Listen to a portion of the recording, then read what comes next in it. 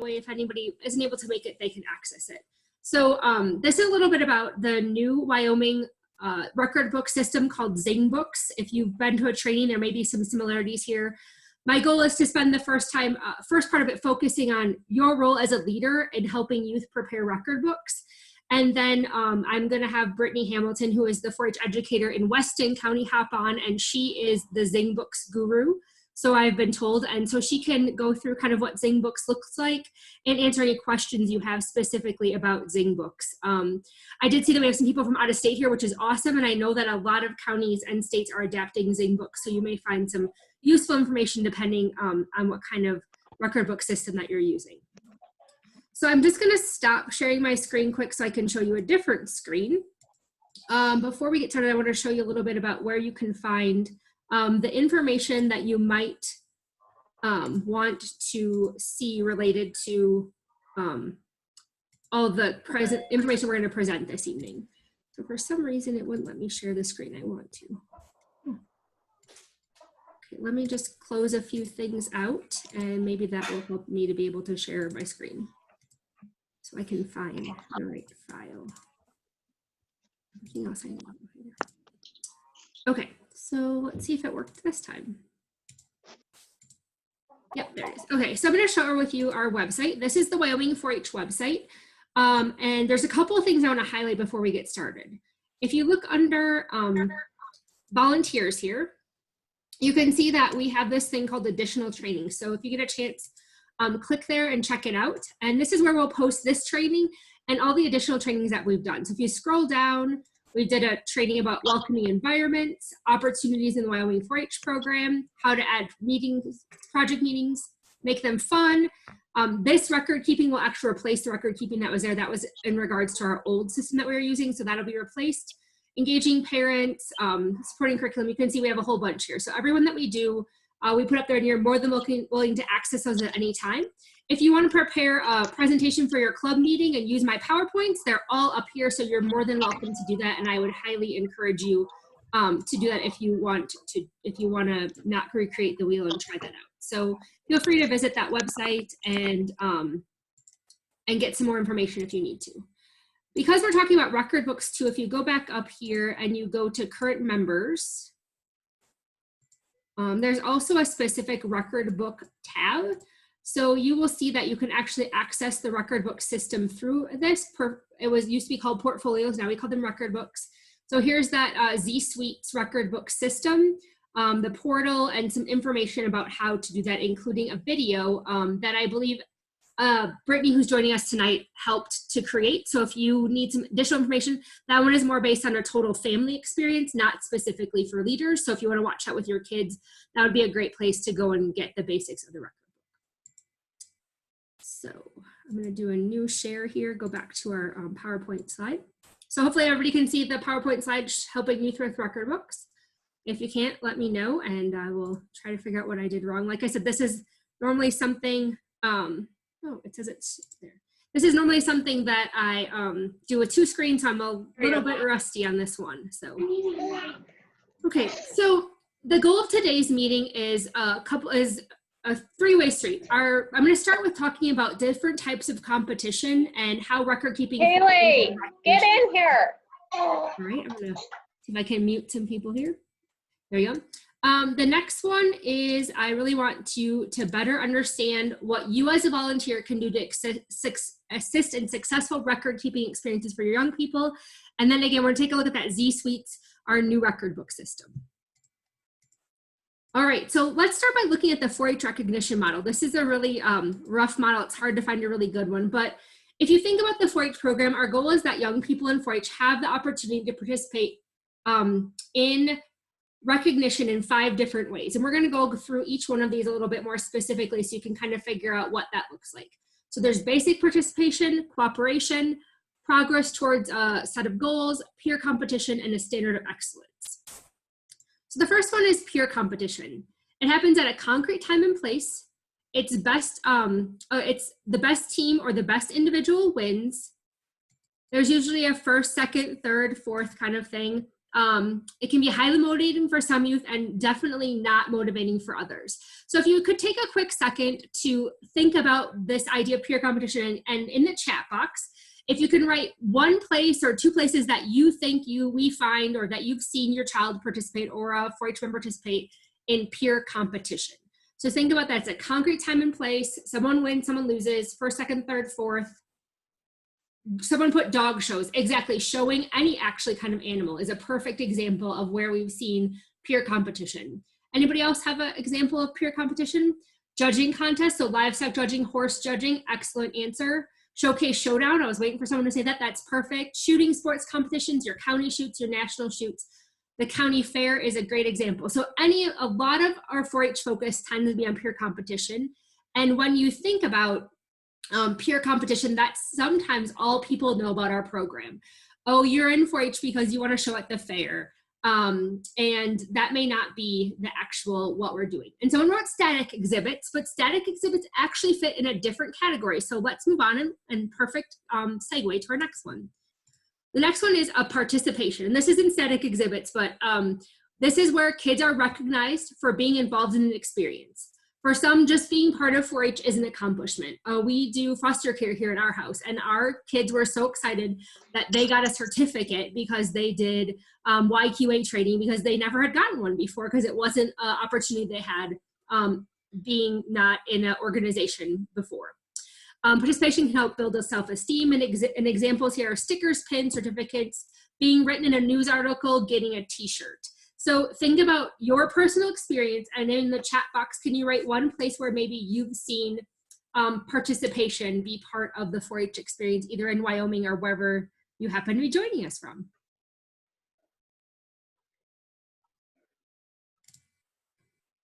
So Cloverbud, somebody wrote, that's a great one. Somebody said club officers get certificates for participating as an officer. Being at 4-H day camp, you may get a certificate. I always think about club shirts. Most of us tend to have club shirts, or we have shirts for camp.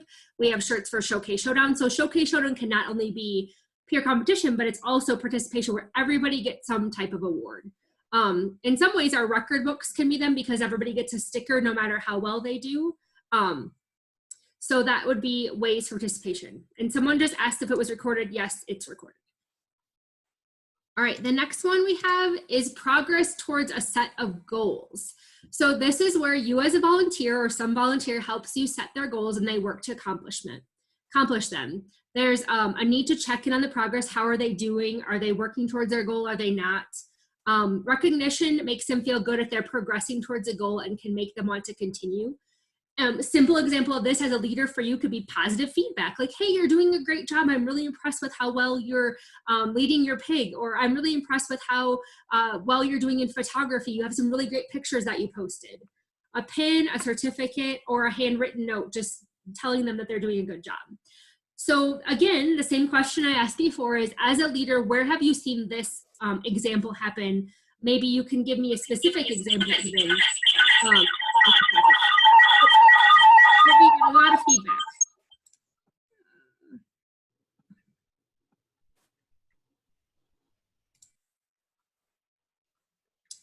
Yep, so someone said that in the portfolio for each project, so that's exactly right. So the record book concept really fits in well here with progress towards a set goal.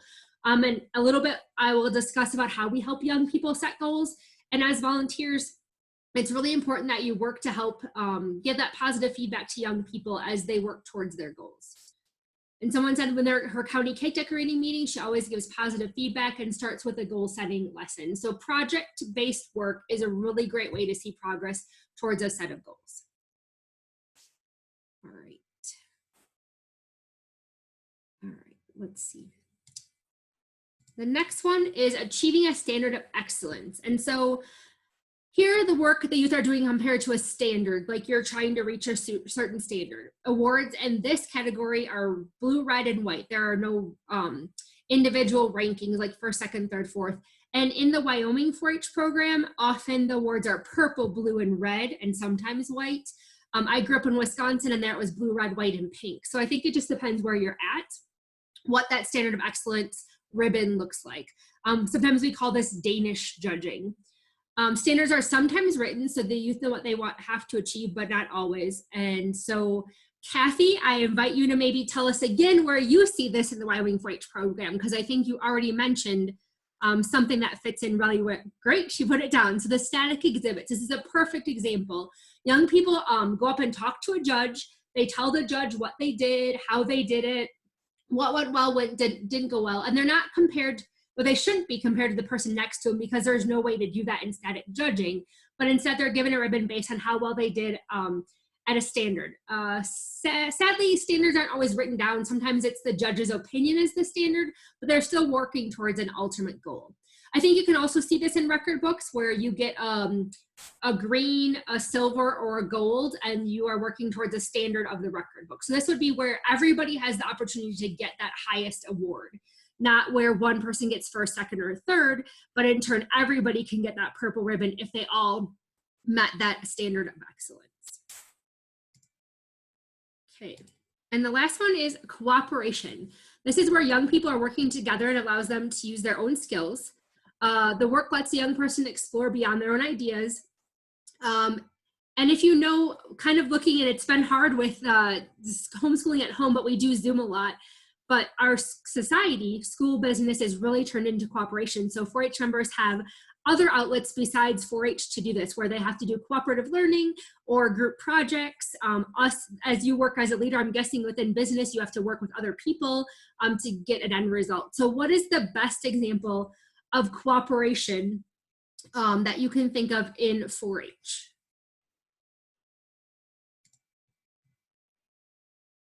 Well, someone wrote the animal barns. That's great, especially when you're going for herdsmanship. That would be a great way to show cooperation.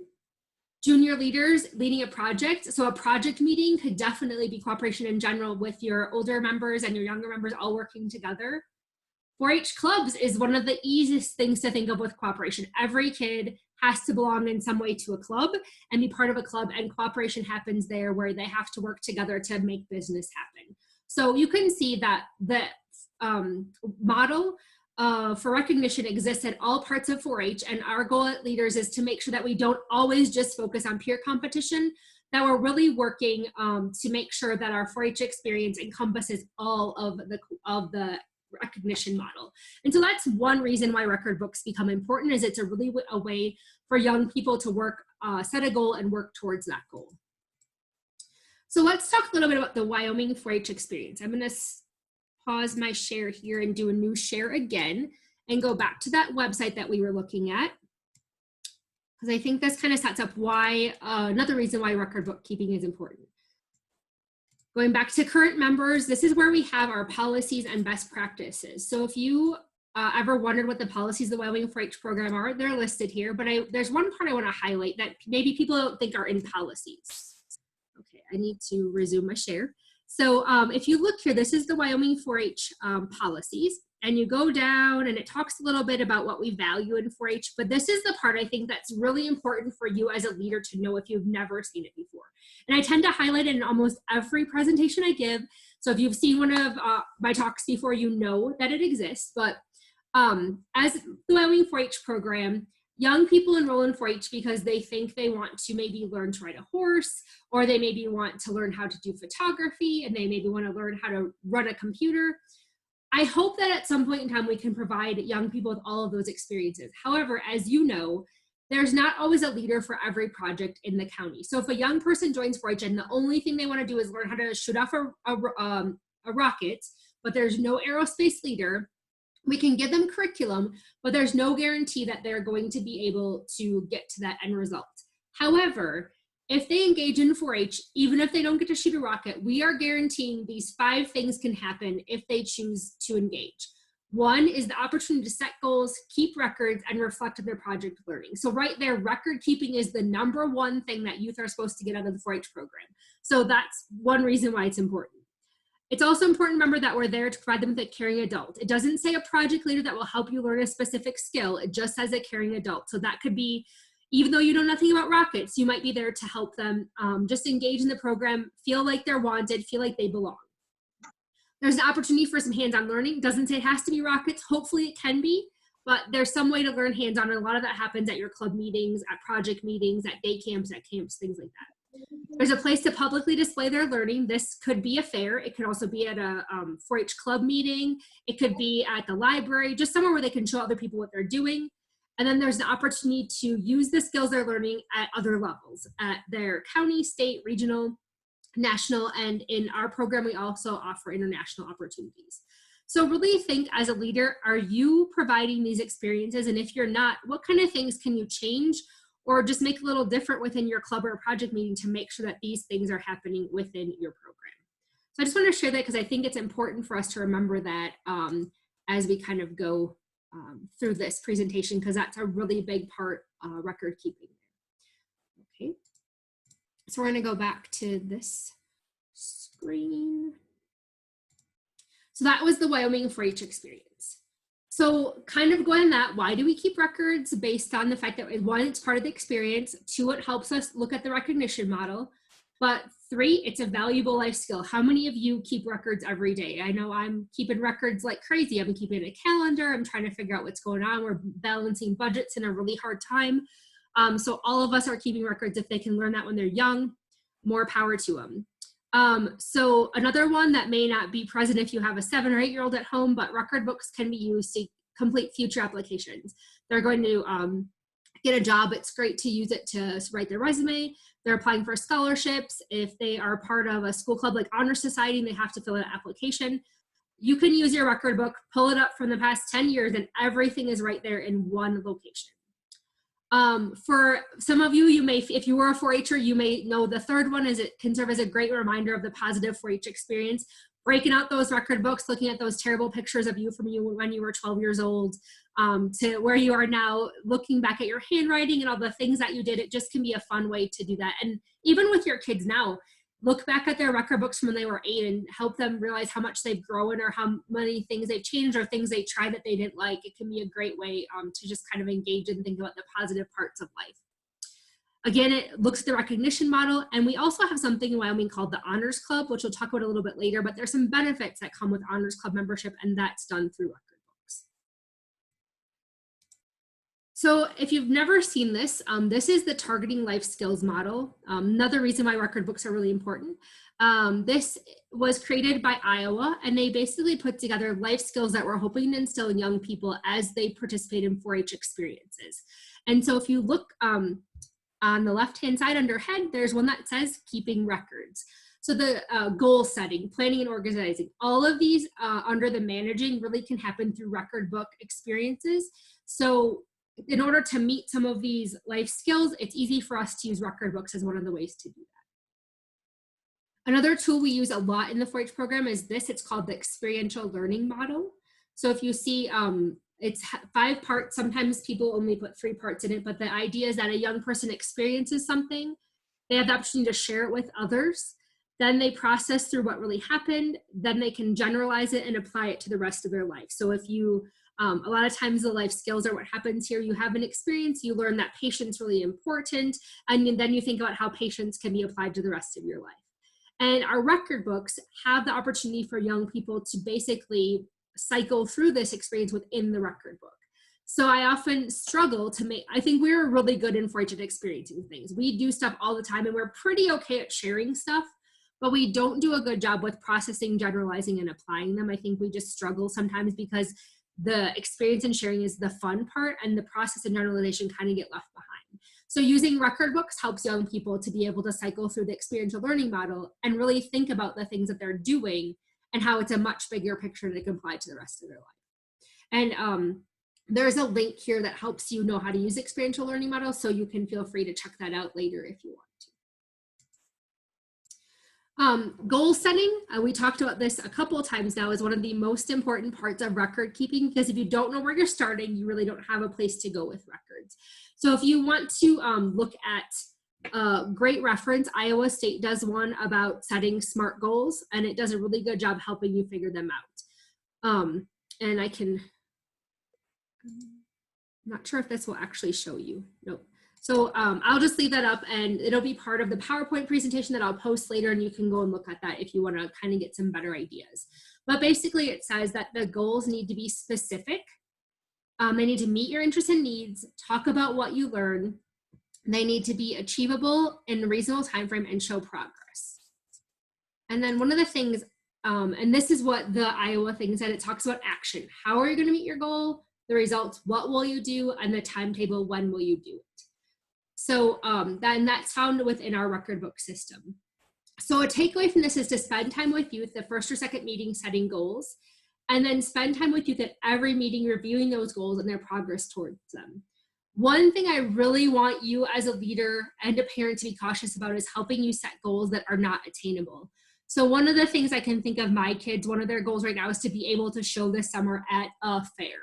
Guess what? I hope they get to too, but the only people that get to control that are the county fair people, the governor, the president. They have zero control over that. If everybody decides to cancel fairs, their goal is not met, but it was nothing that they got to choose.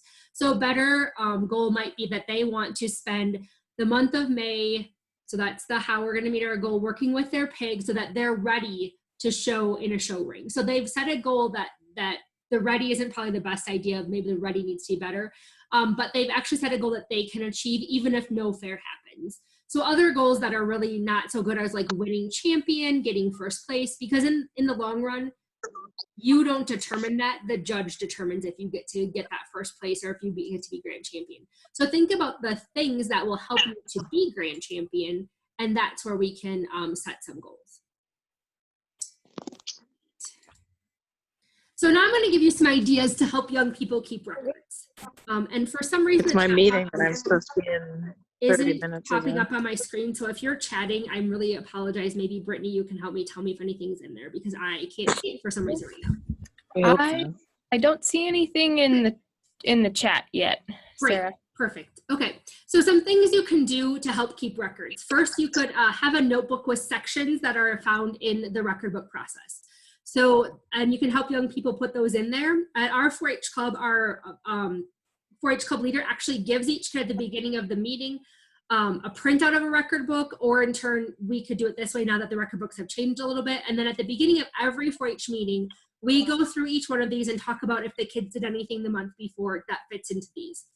Something really cool she also does is on our Facebook page or whatever use of communication that you do, every month she posts things that the club did, and then if you actually participated, you can add them to your record book. So it's a really great way for our kids to know what they did every month, and that way we have it written down every month. We don't have to go back in September and think about all the things we did.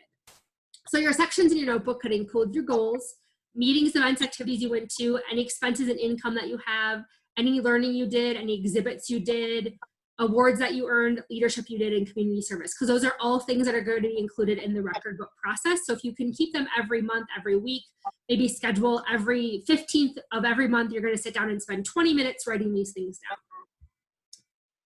Another thing you can do is have a calendar, and you can do a yearly calendar or a monthly calendar, whatever works out best for you. And then you can use the information for the picture page. So I'm the thing that's changed a little bit. So members can remember what to write, but basically you can use the stuff from the month before or the slide before, the slide that we just looked at. And you can write these things on the top of your calendar so they know what kind of things they're supposed to write down. But if it works out better for you to think about the days of the week or the days of the month, you could use a calendar with this type of information on the top. There's also some great apps that you can use on your phone. Google Keep, Google Drive, and Google Classroom are all ones that Google offers. Google Drive is probably the most prominent that people know about. There's also an app called Trello. I haven't used it very much, but it is an app to keep track of the things that you're doing. My coworker and his family set up a Facebook group that's just called Josie and her 4-H projects. And they actually added us to it because my daughter shows sheep with their daughter. And so they post anything she does, they post pictures of it. If they buy some feed, if they buy shavings, if they buy stuff for her photography project, they post pictures of the receipts on the Facebook group. Then from their phone, they can upload it. And if that way, mom, dad, brother, sister, they all have access to it. And they can upload it anytime. And then at the end of the year, your pictures are there, your receipts are there, the things that you did, the learning activities, they're all there. So they're all in one place. And Facebook is pretty accessible to most people. Their daughter doesn't have access to the page, but everybody in the family that has Facebook has access to that page. Old school, you can use an accordion filing system, which works really well with the months of the year. And then every time you do something, just either put on a Post-it note or put your receipt in the accordion filing system. At the end of the year, you can go through and pull them all out and put them on your record book. So you could do that either by month of the year, or you could do that by the type of thing it is. So if it's a community service project, you could put a picture or a note about the community service project in there and label then that accordion file community service. So you could, again, use that previous slides to make your recording system, or you could do it by the month of the year. I've also created 2 forms, the monthly form and the event form that I'm going to share with you that you can actually hang on your refrigerator. So I'm going to pause this quick. And here's the project form. So this is what it looks like, and this will be posted on our page also so you can look at it. But basically, if you have a bigger project or event, you can come home or do it, or if you're a project or club leader, you could have them do it actually at the event or at the project meeting, and they can write a quick note about what they liked most, what their greatest success was, what went really well, what they learned, and then a problem they had, and what they do different next time, because that's going to help them to fill out that project or their 4-H story. This will help with that. So then another one that I created is this monthly record sheet. So you can make 12 copies of this and put this on your refrigerator or in a notebook. And then at the end of the month, they can just fill this out. So month would be, we're in April. What did I do to work towards my goal this month? And so their goals will be at the beginning of this sheet. Did I attend a club meeting? Is there anything I did at the club meeting that I need to record in my record book? Did I get any awards this month? Did I do anything related to my projects? Did I do anything related to leadership? And did I do anything beyond my club? And did I do anything related to community service? So right there, they can write everything. And you could even add a question 8 where you ask them if they did anything that was not 4-H related, because that's also part of the record book process. So there may be opportunities that if you have specific things that you want to record, you could do a similar sheet like this and just add to it. Like I said, those will all be listed on our website.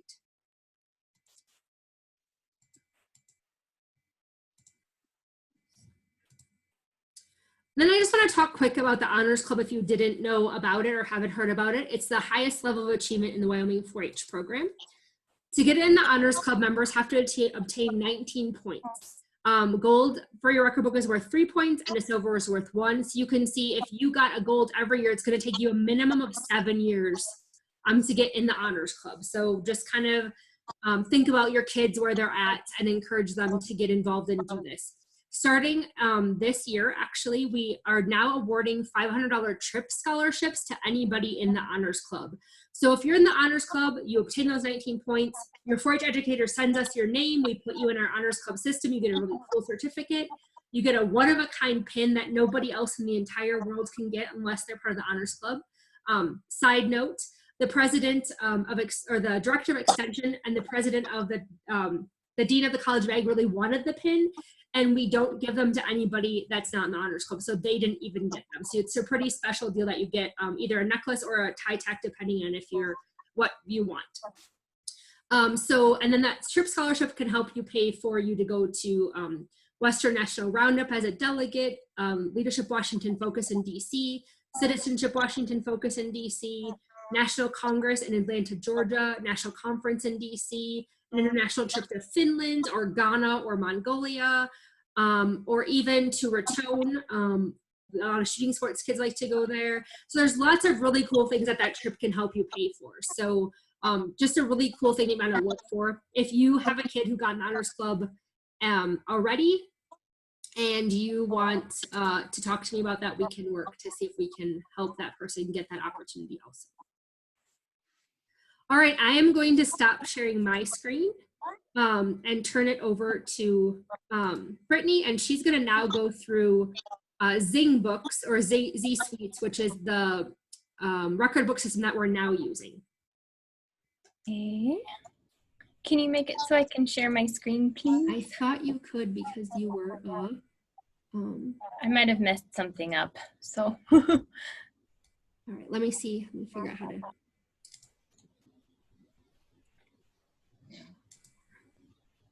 There, you should be able to share now. Okay, thank you. Yep. All right. Welcome everybody again. Thanks for joining us tonight. Thank you, Sarah, for that awesome rundown of why we do record books and some easy ways to keep track of them.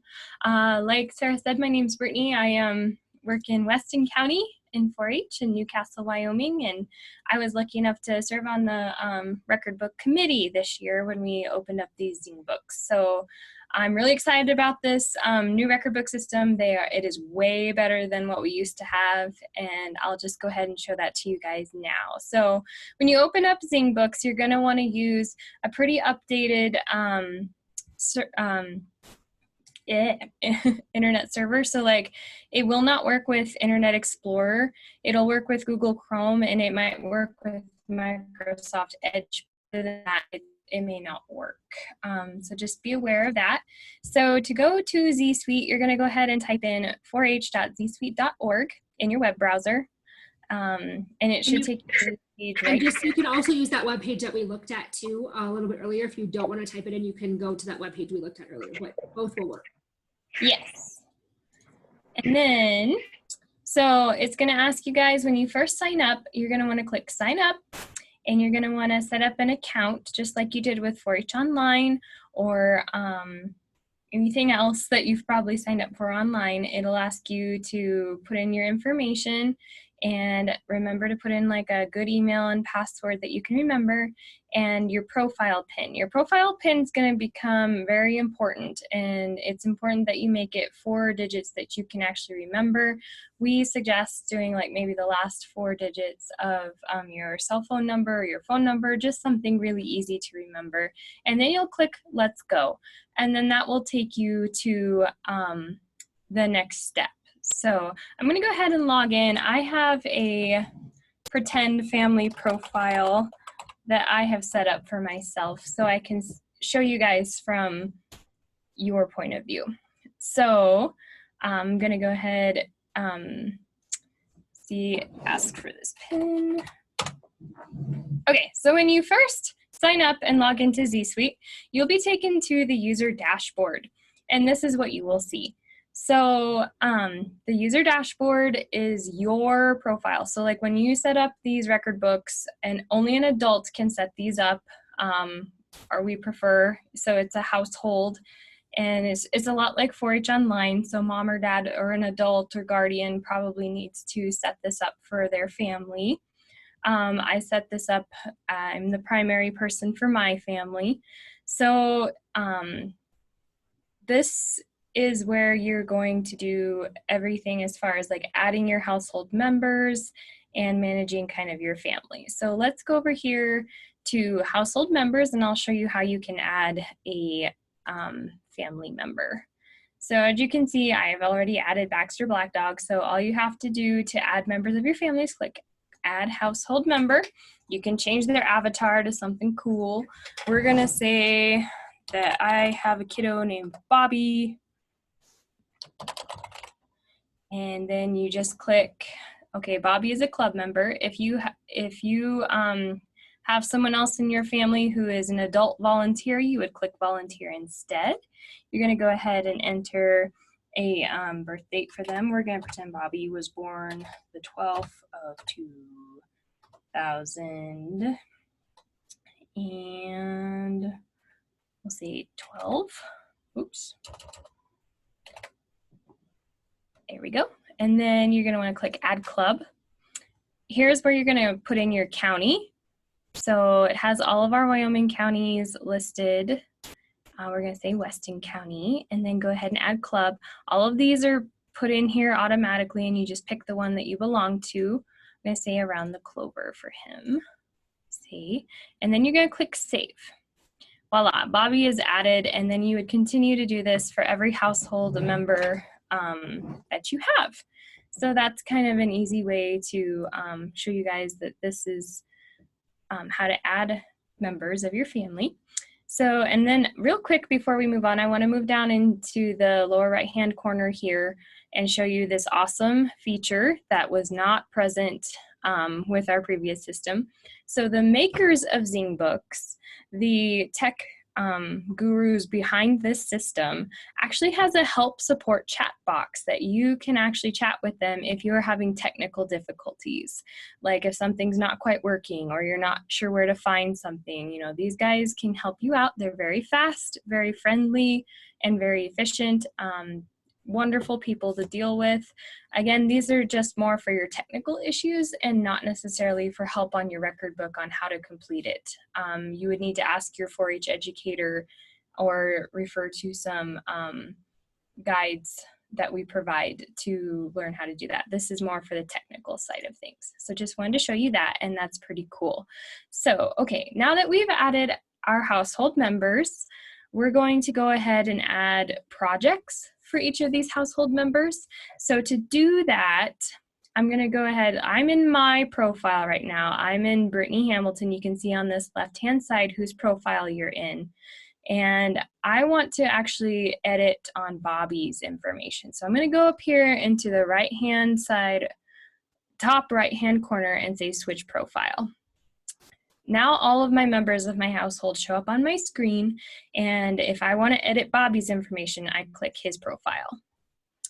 Okay, now I'm in Bobby's profile. So now I can add record books for him. So to add a record book, over here on this left black drop-down menu, there's an option called record books. So go ahead and click that. And then you can just click on add record book. Now your project name, I would almost suggest for people like, especially for livestock projects and for specific projects like that, this may not matter quite so much, but say you had 2 art projects, 2 visual arts projects. The project name could be something like ceramic cat. And so that's what I'm gonna call my project name. And I'm going to remember to add my club. It should autofill for you, so around the clover. And then the primary category is going to be expressive arts, most likely. And here's where I want to reiterate what Sarah was saying to everybody on using the 4-H website to help you with some of this. I'm going to go ahead and switch to my other tab that I have open to help you guys understand like what projects fall under what categories. You can always go to our State 4-H website, click on projects, and then as you see here, like the primary categories are all listed here. And if you click on one, it will show you all of the projects listed under that specific primary category. So that is another helpful tool for you guys and another great way to become familiar with the State 4-H website. So the primary category is probably expressive arts. And the subcategory is going to be visual arts. There we go. Record book type. How old was Bobby? He was born 2012. That was 8 years ago. Probably a junior record book. And then the start date, most of us that have been working with the record books have suggested that you just go ahead and start that project in the new 4-H year. So October 1st, and then the end date will probably be in September of this year. And then you're safe. That's when you begin that project. Technically, you begin the new 4-H year, and then that's when this 4-H year will end. So just some good guidelines to go by. And then you can click save. And now I have this specific project added. I'm going to go ahead and add one more project that's completely different, maybe an animal project to show how they can be different. So primary category for this one's going to be animal science if I'm showing market swine. And I go on down, animal science, we're going to say swine. Record book type, junior. And again, we're starting at October 1st and going till September. And some of this information might depend on your 4-H educator a little bit, or your club leader, whoever ends up taking care of the record books in your county, and then click save. So then you would add all of Bobby's projects that he is taking for the year. And then you would do the same if I wanted to add Baxter's. I would go ahead and do the same thing in his profile. And if you ever get confused, you can always look on this left-hand side over here and it will tell you who you're working on. So I'm going to go back to Bobby. All right. So now that we've added all of Bobby's record books, I'll show you a little bit about how to edit those record books and add your goals. So let's go ahead and click on our ceramic cat. Now you can see these, this menu over here on the left has changed a little bit and it's added some more information. So to edit and add anything to your ceramic cat, like expressive visual arts project, make sure that that is highlighted and then click on project information. And just like the old record books, this is where you'll find like sections, section 1 of your record book where you add your goals. And these are the same as they used to be. And if you're brand new to that, again, this is where you would put your SMART goals, where you would begin your project. And those are something that you can totally have filled out now or as soon as possible because that is your starting point.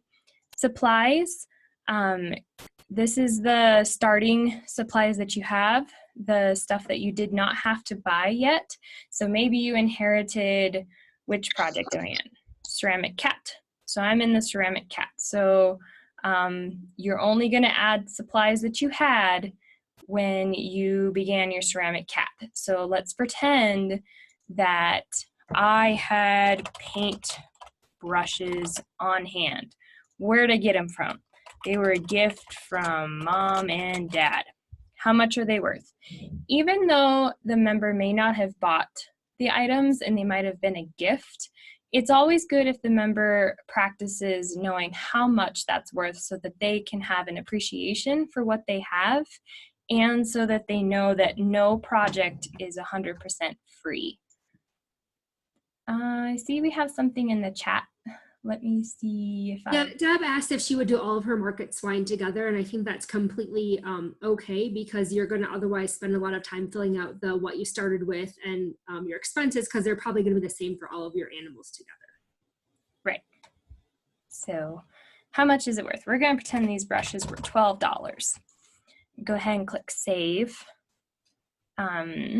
So that's an example of something that you would put in. These are starting supplies, stuff you did not have to buy.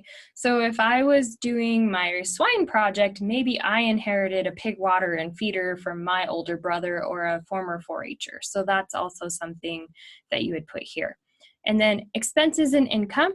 This is also the same as it used to be. So your expenses, I'm going to go ahead and show expenses. So remember, when you do your expenses, especially if you're doing a market animal, the first thing is your animal itself is an expense, even if you didn't quite buy it. It's a good thing to write it down. So records. So, all right, for my ceramic cat, type of expense, I'm probably going to have to buy some supplies. And I'm probably going to have to buy the ceramic sculpture of a cat. I'm going to pretend that that cat probably cost me $6 from my local ceramic store. And then how did I get it? I purchased it. Save. So then you would add all of the things that the member potentially would have had to buy for that project. Even if it was a gift or you traded something for it with them, we ask that you try to record it because it's really good to know what you had and what you used, and this is a way that you can do that.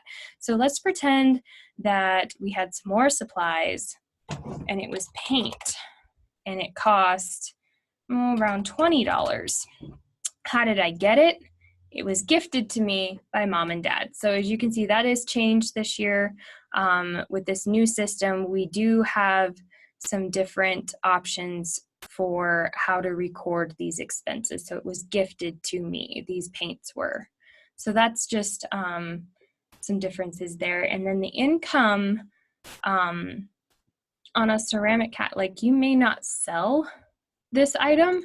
So like, let's go ahead and say the ceramic cat. Where is it now?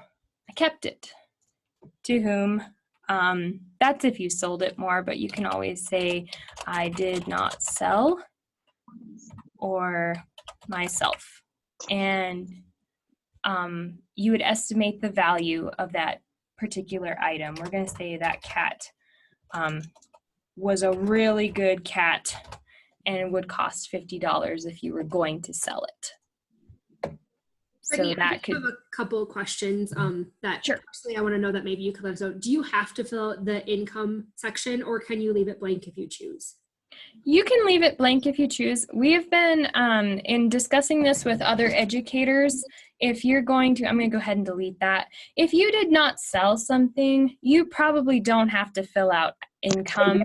And all you could put is, I think that it's really important, is either put NA in sections that don't pertain to you, because if you leave it blank, you might, to a judge looking at a record book, it might look like you skipped over it or you forgot about it. So we always say it's good practice to put non-applicable, or say something like, I did not sell this project. Something that lets us know you acknowledge this section and it does not apply to you is always helpful. And just one other comment, I would guess that if you're doing ceramics and you're doing more than one thing besides just a cat, this is where you could put all the ceramic items in one area, because you're going to start with the brushes and the paints and things like that. But in visual arts, it's very different, because you might have ceramics, you might have metalwork, you might have knitting, or some needle points. So that's why for visual arts, it's where you might want to split them up based on kind of the medium or the type of thing that you're doing. So that's kind of why this one's a little bit different than an animal project where all of your swine would go together. Yes, and that's a good point, Sarah. Like where I started and I put like ceramic cat, you could just put ceramics because all of it like fits underneath visual arts. Or you could put painting or drawings, anything like that, or photography, anything like that.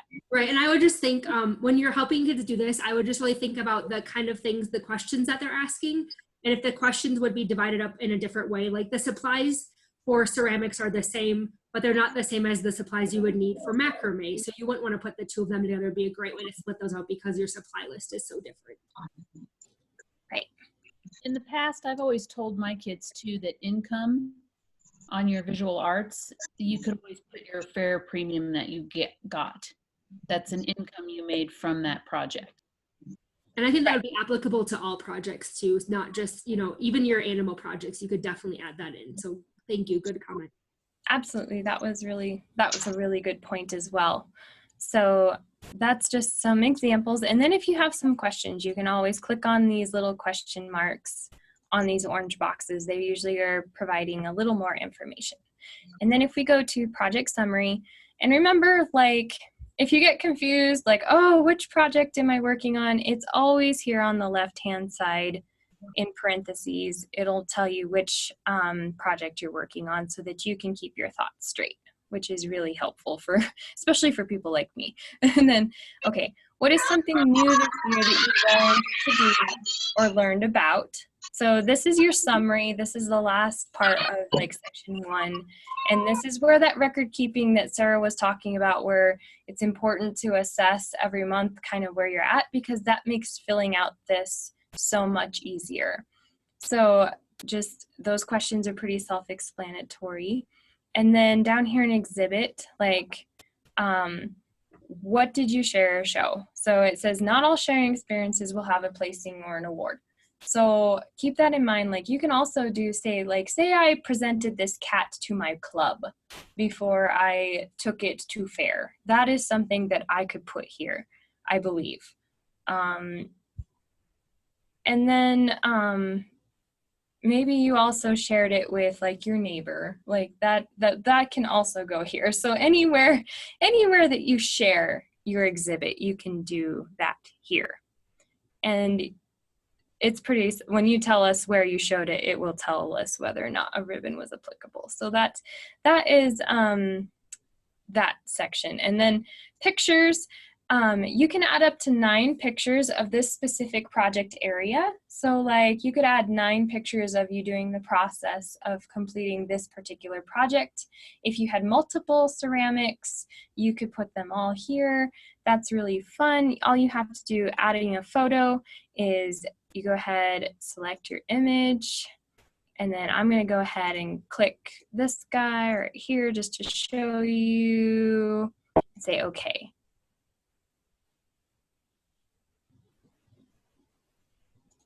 Voila. And then, oh yeah, don't forget to, I'm going to click on edit. Don't forget to add a caption. It's really important that you tell probably the date that it happened and the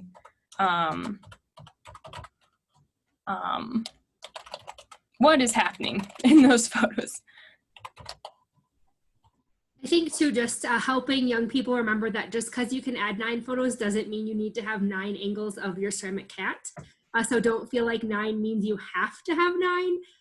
And I also think it's good to help them realize that you may want to put that picture of your ceramic cat, but what they really want to see is the learning process. So if you can help them take pictures throughout the process, that's great. But once again, we don't need 9 photos. Here's my cat on this side, here's its back side. I mean, that's not, no judge wants to look at 9 different angles of your one project. So really be conscious that even though there is the opportunity for 9, which is much more than we've ever had before, 9 is not the end result goal number of having to be there.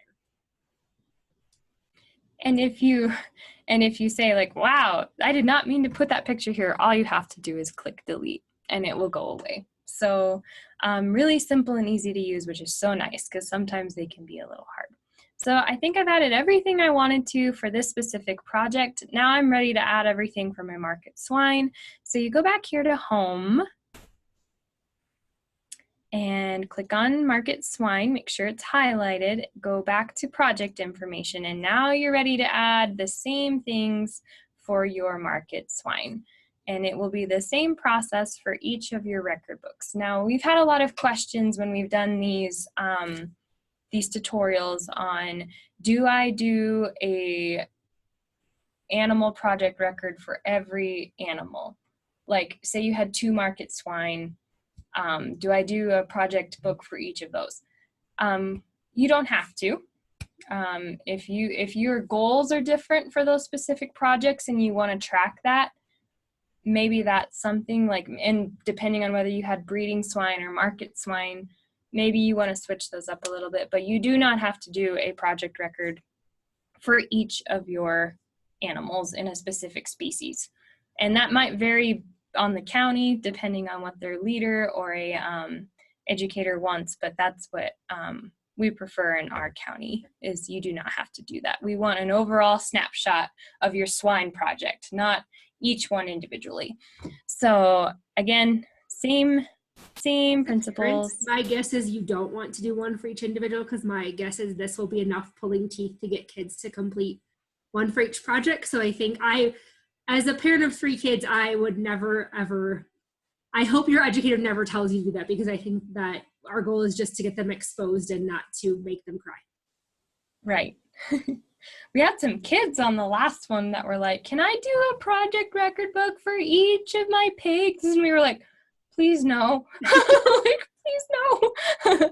But good for them for being ambitious. So now I'm gonna pretend that I added all my information. I'm done with those 2 projects.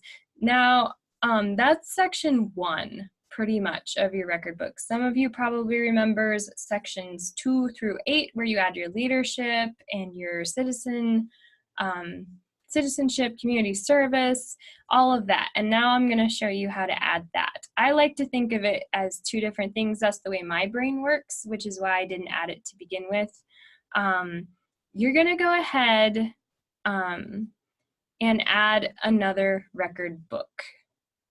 The sections 2 through 8 are like another project record book. So, but it's going to be called My 4-H Year. And again, we're just going to pretend like we're adding another record book to our list. So primary category, it is clear down here under My 4-H Year. Subcategory, there's no other option. It's the 4-H year involvement. Record book type, again, autofills for you. And then my start date, again, is back in October. End date is September. And save. Okay, so now we click on my 4-H year. And as you can see, the options over here on the left are just a little different, and you're going to click on involvement report. And now you can see all the sections 2 through 8 previously as they were known are now in the involvement report. So your 4-H awards and recognition, leadership, service, participation, story, and some of your other participation and more pictures and clippings go here.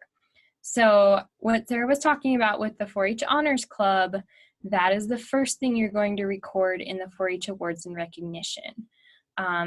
We're going to pretend Bobby has been in 4-H at least 2, well, if he's 8, it's only been 1 year, but we're going to pretend he was in here 2 years. So in 2019, we're going to say Bobby received silver recognition.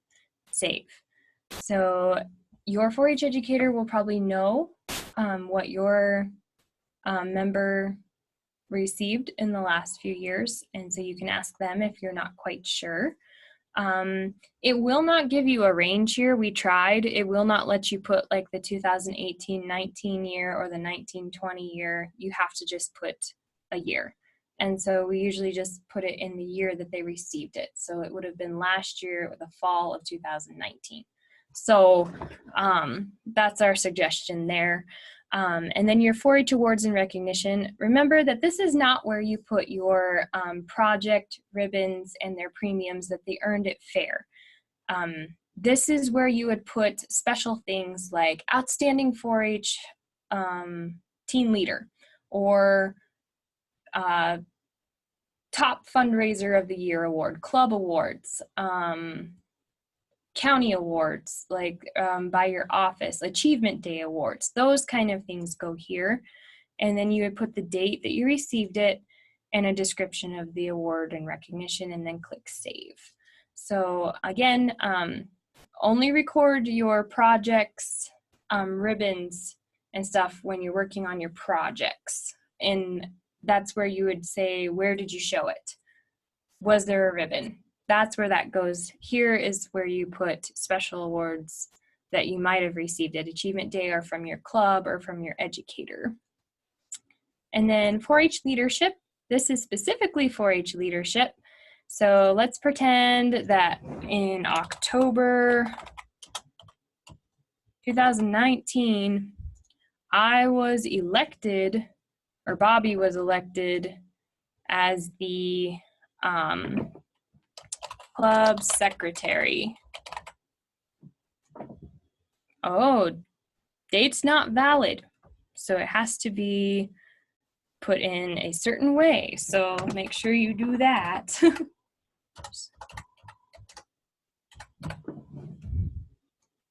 Like that. So then this is where you're going to see, like, if you volunteered, say you volunteered to be on the fundraising committee, say you were appointed to the committee, or you were elected as an officer, or maybe you volunteered to lead the pledge at a club meeting or anything of that nature.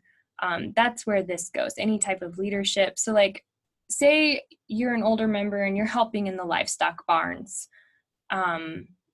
Put that here, you know, put the date approximately that you helped in the livestock barns. Say you volunteered, and say maybe you helped younger members clip their pig for fair. You know, that's the kind of stuff that we want to see here. One that I always think goes good here too is if you had a young person help with Pee-wee showmanship, if you had that in your county, even an 8-year-old then could have a volunteer leadership experience that way too. Because I know last year my daughter was able to have a mentor that was 8 help her to show a lamb. So that would be a great place to put that kind of thing too. Yeah. Yeah, and then like maybe at camp, we sometimes have our youngest members ring the bell, like for lunch and stuff. We go find 2 of them and we have a big old bell, and they ring it for us when we want attention and stuff. Even that is something that our younger members can put down. So that's the kind of things we want to see here. And then 4-H community service, I always say like the more detail, the better. So like the service, let's say in October on Halloween, I helped my club do a ring toss game at the 4-H carnival to raise money for Family Fun Day. That is very specific. It tells us where and when and what you did and why. And that's always helpful. If you just say, I helped my club do a ring toss game, or you could also say like, I helped people learn how to do a ring toss game, just community service. That's what would go here. Pretty. Just a note, I think it's good that Brittany wrote to I helped instead of my club did a ring toss game. It's always good to write the role that the member, so helping them think through that concept of what they actually did. So if it was they gave money or they voted to support something for community service, it's good that they have a role versus their club doing, because then it doesn't show that they did anything more, that their club just participated. So help them figure out what their role was within that community service experience. Right. Right. Another thing that you could do is, let's say in just recently, even today, you know, let's say I organized a day when my club, that language is going to become really important, because like if you organize it and you put it together, that might actually belong in leadership instead of here in community service. So like I went with my club and read books to the. Hopefully they are not doing that today. Just throwing that out there. We don't encourage. Right. Get that there. At 6 feet distance away. No. Just making sure that we. It's much better. Thank you. That makes no sense, but I think you get the basic idea. So then moving on to 4-H participation. So your 4-H club opportunities, that's where you're going to put like club tours, family fun days. There might be a little repetition if you want to put like community service here or some leadership activities. My guess is if you told us about it in the other sections, you may not have to put it here. Is that a good thing? Yeah. I agree. Yeah. So if you told us once where you put it, then you may not have to put it here. But like if you did fundraisers, if you did parties, if you did anything within your club that was just pretty cool, you put it right here. And maybe some of your meetings go here. And then your county 4-H opportunities, this is where you're going to put workshops or project meetings or spin club things, or county fair even goes here, or anything of that nature. Can you think of anything else that might go here? 4-H camp, day camps, things like that too. Yeah. Your county shoots, your carnivals, your all of those things. Absolutely. Anything that is county-wide goes right here. And then your state and national opportunities, we want to go ahead and show you guys there is a drop-down menu that includes most of, if not all of, the state opportunities that Wyoming has on here. One thing we noticed on here that was not on here, Sarah, was the camp counselor training. Okay, I will get Jonathan to add that. Yep, anything state fair, state shoot, the wool and meats contest, anything, as you can see from this drop down menu, goes here. So, and then when you're done filling that out, always click save. And then my 4-H story. There is no difference anymore between the junior story and the senior and intermediate stories. Whereas the juniors used to have just the questions to answer, it's now all combined. And so we would, the thing about it is don't be scared, because like we would expect different some different things from our juniors versus our seniors. Maybe you do break these questions out and you answer them. Here we want as much detail as possible. We don't want them to just write a one sentence answer. Actually getting them to think about it and put some thought in to try to remember some of that is where that really important, like we're sharing it and we're processing that information. We're bringing it back to our learning model. That is what helps them bring this all full circle. And that's where like those tools that Sarah shared where she has these broken down each month for each event, you know, that's going to be really helpful for your members to actually map their 4-H year and be able to answer these questions a little bit better. For our intermediates and seniors, we might expect more of an essay form here. So then moving on, so your pictures and clippings here. You can add 9 pictures here, but they should not have any of your projects in this particular section. Since you are working on your involvement report, if you have pictures of your club doing these things, like your community service, your leadership, awards and recognition, like if you have pictures of your club in action or your community service in action, that's where these go. And that's why there's a picture section here, and that's why it's going to be different. Do not put your project pictures here unless your whole club was working on a specific project together, or you and several other 4-Hers were. This is more for your involvement. And then other participation is just what it sounds like. This is where you're going to put like basketball, church, youth groups, sports, FFA, FBLA, any of the other things that we know most of our kids are involved in. You know, they're involved in something else usually, and that's where this can go. So if they're a member of Girl Scouts, Boy Scouts, anything like that, that's where you're going to put this. And some people wonder why we have this in a record book, but it's what I talked about before is that then everything's in one spot and you're not going and searching for it. I had a parent ask me if we were checking to see what other things are involved in. We don't care about those kind of things, and you're not going to get marked off if you're not in enough stuff. It's more just a reference for you to be able to look back and think, oh, I forgot that we did that year, but now it's somewhere in a book. Right. It is so helpful when you're filling out scholarships and you're looking at like, what did I do for community service? Oh yeah, I was in honor society that year too, you know, or whatever. So it helps spur some of those memories too when you're getting to be older members as well. Let's see. Okay, so then I've filled out all of this. I've hit save. So I've done sections 2 through 8. You only have to do this once.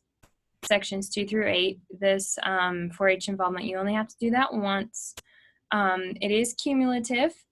So, and then what we've been suggesting, like most counties that we've talked to, you do not have to have your members go and enter all their information from previous years into this system. We do not recommend that. We do not want that. We want you to start fresh this year with this system and add it to your other record books just as they are. If you're maybe a 2-year member, if you want to add your previous year, go right ahead, but we do not require that. At least most of us are not, and I don't think any educator will. So, so that is just a heads up there. And then I'm going to go ahead and show you guys, okay, I'm done with all my record books. I'm going to go back to home. All right, now when you go to submit or print your record book, go ahead and click one project at a time. And then over here is your option on the left that says print submit project.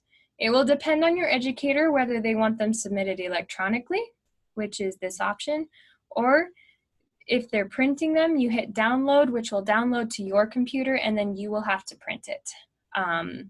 And then the file will be saved on your computer. It doesn't just automatically print from the website, which is good and bad. So as you can see, here's my project report for the ceramics project. And then you can look through it all before you print it.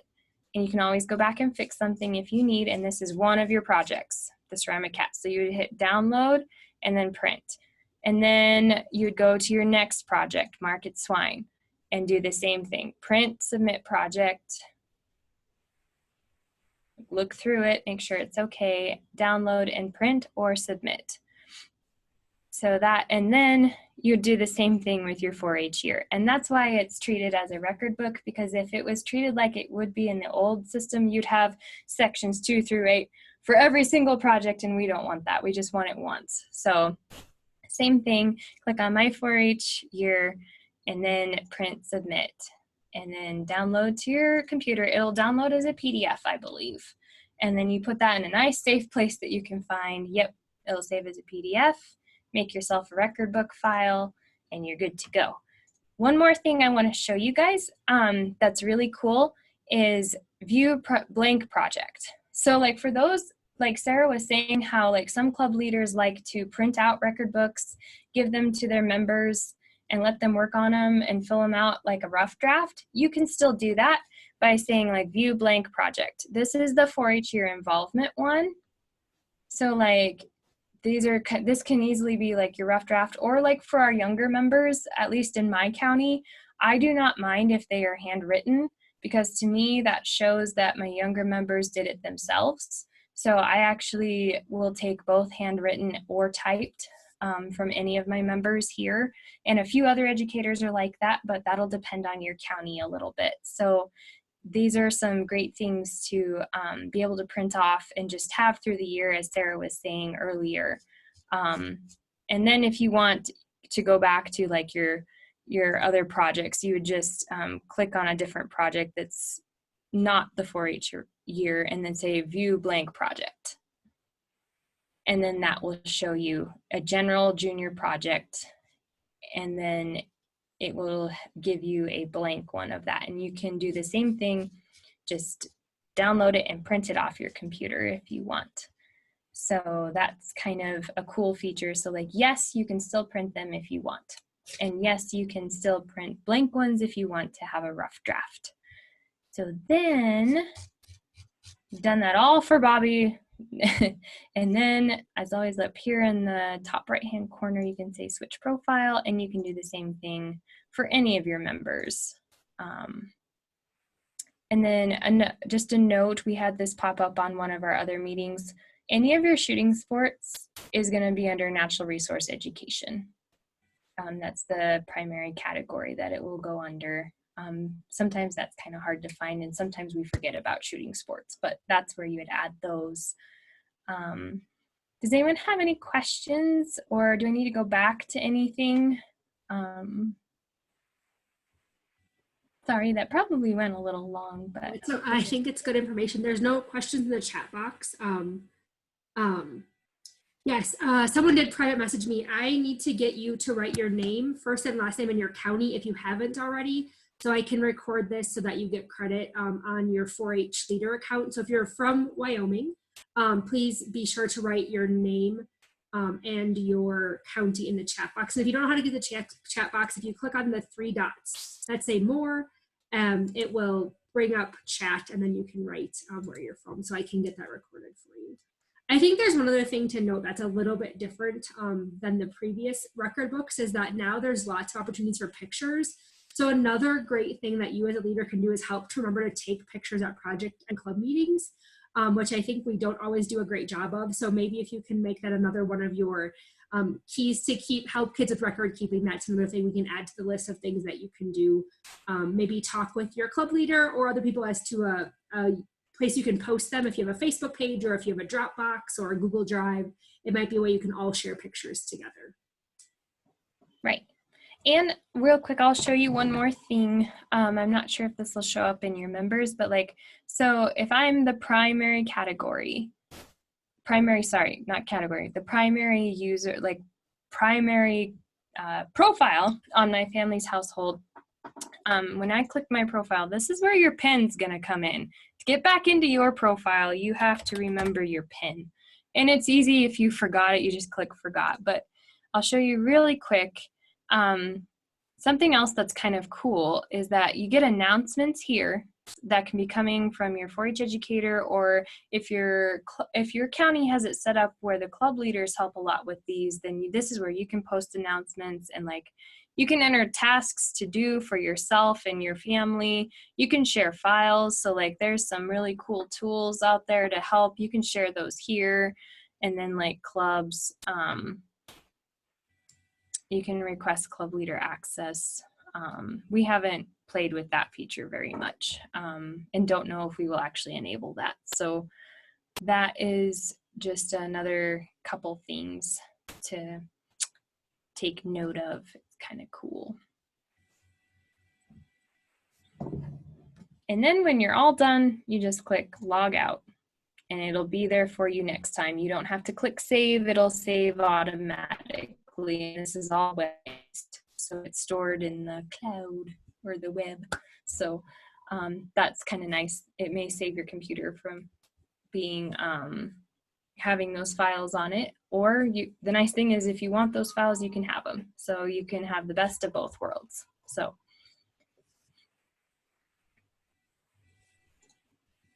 All right, are there any other questions for myself or for Brittany that we can help to answer for you? If not, feel free to email us at any point in time and you can let us know what you want to do. Someone did ask Brittany, do you know if the ZSuites is mobile friendly? yes. Like, can you use on your cell phone? Yes. And as a matter of fact, there is actually a cell phone app that goes along with these record books, but you have to go to ZSuite. It's not in the Play Store. You have to go to ZSuite's website and actually download their app from their website, I believe. And I have not played with that in particularly to tell you a lot about it, but I do know that it's mobile friendly and you can access your record books right on your phone. All right, just another reminder, if you want to get credit, be sure to write your name. I got everybody who wrote their name so far, but if you don't let me know, then I can't send your name on to my support staff to get that recorded for you. So, and someone did say they're on their tablet and it looks the same if that helps anybody, so that's great. Well, I thank Brittany for joining me today. I usually get to do these solo, so it's nice to have some extra help.